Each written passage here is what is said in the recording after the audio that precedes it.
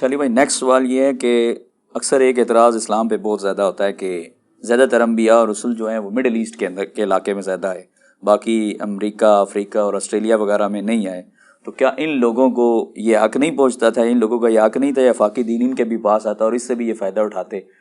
اکثر لوگ کہتے ہیں آسٹریلیا بہت دیر سے دریافت ہوا، وہاں پہ کسی نبی کسی رسول کے آثار نہیں ملتے، سب کچھ اکثر لوگ کہتے ہیں کہ مڈل ایسٹ میں ہی ہے سب کچھ. تو اللہ کو اس ایریے سے کیا کنسرن ہے؟ نہیں تو آسٹریلیا کو اتنی دور آپ پہنچ گئے، پہلے تو پاکستان کو ذکر کریں نا. پاکستان میں کوئی پیغمبر کے بارے میں آپ کو کچھ پتہ چلا؟ پاکستان کی قریب ترین تو ہے، قریب کی ذرا یار، آج بھی 4 گھنٹے کی کم از کم فلائٹ ہے، 4 مہینے کا پیدل سفر ہے، اس کو آپ قریب ترین کہہ رہے ہیں؟ ایون انڈیا میں کہتے ہیں کہ حضرت آدم تو انڈیا تک بھی آئے ہیں. بس وہ تو یہ کہتے ہیں نا جی، کہنا ہے نا. ہم تو قرآن کے اس آیت کے اوپر ایمان رکھتے ہیں، وَإِن مِّن أُمَّةٍ إِلَّا خَلَا فِيهَا نَذِيرٌ. کوئی امت ایسی نہیں گزری جس میں کوئی نہ کوئی ڈر سنانے والا نہ بھیجا گیا ہو. ٹھیک ہے، چونکہ ہمارے پاس ہسٹوریکل ڈیٹا اس طرح کا موجود ہی نہیں ہے. زیادہ سے زیادہ آپ کے پاس اگر کوئی صحیح اتھینٹک ہسٹری ہے تو پچھلے 5000 سال کی ہے، وہ بھی چیدہ ہے. یہ تو اب انفارمیشن کا دور ہے یار. اگر میں آپ سے یہ پوچھنا شروع کر دوں کہ صحابہ کرام کے ڈیٹ آف برتھ اور ڈیٹ آف ڈیتھ بتا دیں تو آپ یہ نہیں بتا سکتے. اس کو چھوڑ دیں، آپ کے پردادے نہیں اپنی پیدائش کی تاریخیں جو ہیں وہ اندازے سے لکھی ہوئی ہیں.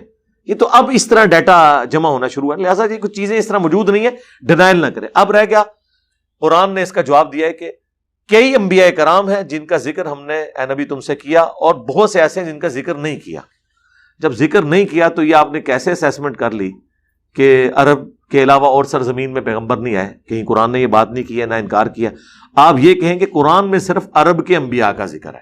اس کی وجہ یہ ہے کہ نبی علیہ السلام کی بعثت خاصہ مشرکین عرب کی طرف تھی. کل کو آپ یہ بھی اعتراض کریں گے کہ عربی زبان میں قرآن کیوں نازل ہوا ہے، ایک ورژن انگلش میں آنا چاہیے تھا، ایک اردو میں آنا چاہیے. یہ تو 50 سوال میں بھی آپ کو لکھ کے دے دوں گا. اس لیے ہم کہتے ہیں ڈاکٹرن کو آپ سمجھیں.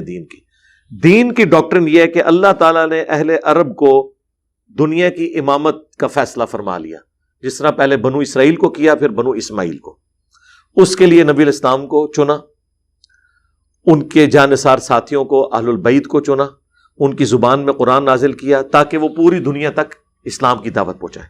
لہٰذا ان کے ساتھ پاکستان، آسٹریلیا یا امریکہ کی باتیں کرنے کا کوئی فائدہ ہی نہیں تھا.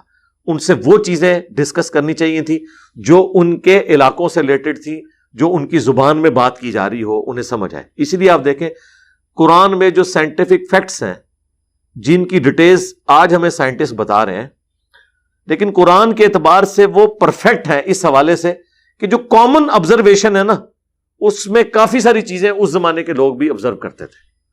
افلا ينظرون الى الابل كيف خلقت، کیا تم نے اونٹ کی طرف نہیں دیکھا کہ ہم نے اسے کیسا تخلیق کیا ہے؟ یہ 4 ہی آبزرویشن تھی نا، وہ قرآن میں اللہ نے ذکر کر دی. جب یہ صحرا کے سفر پہ جاتے تھے، اونٹ پہ بیٹھے ہوتے تھے، صحرا میں سفر کر رہے ہوتے تھے، زمین بچھونا، پہاڑ سامنے نظر آتے تھے دور دور، اوپر آسمان، 5ویں چیز کوئی نظر نہیں آتی تھی. نیچے زمین، سامنے پہاڑ، اوپر آسمان، اور یہ اونٹ. تو بس یہ 4 چیزیں. اب اس لیول پہ اونٹ کے ساتھ جو اللہ تعالیٰ نے اس کو کوالٹیز دی ہیں، وہ تو ان کو بھی پتا تھی کہ واقعی گھوڑا اتنا لمبا سفر نہیں کر سکتا، اونٹ پانی سٹور بھی کر لیتا ہے، اس کے پاؤں ایسے ڈیزائن ہوئے ہیں، اس کے اندر کئی یہ کوالٹیز موجود ہیں. یہ تو اس زمانے کے لوگوں کو بھی پتا تھا. آج سائنس ہمیں مزید ایکسپلور کرتی ہے کہ اونٹ کے اندر کیا کچھ ہے، لیکن جو موٹا موٹا نالج تھا وہ اس زمانے کے لوگوں کو بھی پتا تھا کہ واقعی یار اونٹ ڈیزائن ہوا ہے. ان میں سے بھی کوئی ہاتھی لے کے ریگستان میں نہیں جاتا تھا، نہ کوئی گھوڑا لے کے جاتا تھا، اور اگر گھوڑے لے کے بھی جاتے تھے ساتھ اونٹ ہوتے تھے ان کے، کہ اگر کہیں ایسے علاقے میں جانا ہے جہاں آپ کو تیز سفر کی ضرورت ہے اور وہاں ریگستانی علاقہ نہیں ہے تو ساتھ گھوڑے بھی سفر کریں. لیکن ان کی پوری جو زندگی تھی وہ ڈیپینڈنٹ ہوتی تھی اونٹ اور اس پہ جو لدا ہوا ساز و سامان ہے. تو اللہ تعالیٰ نے وہ کامن آبزرویشن کا ذکر کیا. آسمان کو دیکھو، بس وہ اس زمانے کا انسان جو آسمان کو دیکھتا ہوگا تعریف ہی کرتا ہوگا. اب وہ جو تفصیلات ہیں وہ تو آج ہمیں اسٹرانومی کی فیلڈ سے پتہ چل رہی ہیں. اس طریقے سے پہاڑ کو دیکھو کیسے ہم نے ان کو جما دیا ہے. اس زمانے میں بھی کہتے ہیں یار آج بھی آپ پہاڑ کو دیکھیں، عام آدمی بھی جب پہاڑ کو دیکھتا ہے سبحان اللہ کیا اٹھتا ہے کہ کیا اللہ تعالیٰ نے قریب سے جا کے دیکھیں تو اندازہ ہوتا ہے کیا چیز بنا دی ہے. باقی جو اس کی تفصیلات ہیں کہ وہ جتنا آپ کو نظر آ رہا ہوتا ہے اس سے کئی گنا اندر ہوتا ہے، اور یہ پہاڑ بنتے کیسے ہیں، یہ ساری تفصیلات وہ آج کے دور کے انسان کو پتہ ہے.